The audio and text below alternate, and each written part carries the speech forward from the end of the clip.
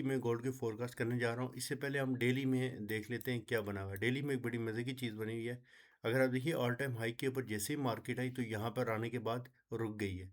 ठीक है, लेकिन यहाँ से उसने स्ट्रांग बुलिश कैंडल बनाई हुई है और प्रॉपर इनगल्फिंग की हुई है। सो ये क्या हो सकता है? पॉसिबल इस तरह के ट्रैप होते हैं टॉप पर कि जहाँ पे ऑर्डर ब्लॉक दिखा के मार्केट को ऊपर लेके जाता है और यहीं से मार्केट को गिराया जाता है। ऐसी कंडीशन में जब मार्केट डेली में गिरती है तो वो बहुत बुरे तरीके से गिरती है, ये बात याद रखिएगा। लेकिन अगर हम देखें सीआरटी के हिसाब से, यहाँ पर डेली में प्रॉपर सीआरटी बनी हुई है। देखें इस कैंडल ने इसकी भी लिक्विडिटी ली, इसकी भी ली। तो क्या हो सकता है? यहाँ पे नीचे डेली में एफवीजी भी पड़ी हुई है और इसकी लिक्विडिटी ली गई है। इस तो लिहाजा अगर हम लिक्विडिटी टारगेट करें तो पॉसिबल 70 का एरिया है। लेकिन इसी के साथ ये तो मैं सीआरटी के हिसाब से कह रहा हूँ कि सेलिंग के चांसेस हैं कि यहाँ तक तो इसने आना ही चाहिए।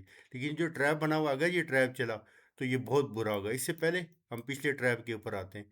अब ये देखिए, ये यहाँ पे ये एग्जैक्ट यही चीज़ बनी हुई थी। मार्केट सीधी ऊपर गई, यहाँ पे ऑर्डर ब्लॉक दिखाया और कितनी स्ट्रांग सेलिंग की कैंडल दिखाई।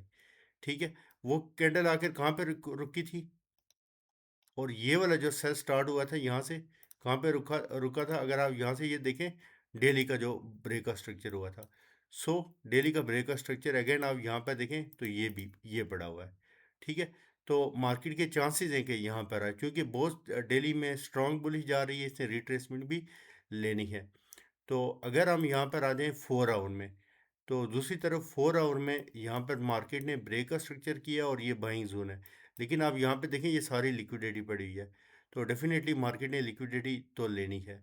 और सेम अगर हम 1 आवर के ऊपर आएँ तो 1 आवर में मार्केट ने ब्रेक का स्ट्रक्चर किया हुआ है। 1 आवर के बाइंग जोन के ऊपर खड़ी है मार्केट इस टाइम।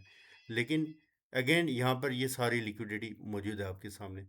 तो अगर हम 15 मिनट्स एंड 30 मिनट्स में आए तो मार्केट लोअर लो बनाते हुए आ रही है, जो कि सेल की तरफ साइन है। अगर आपने बाइंग करनी है इस कंडीशन में तो हमें क्या करना चाहिए?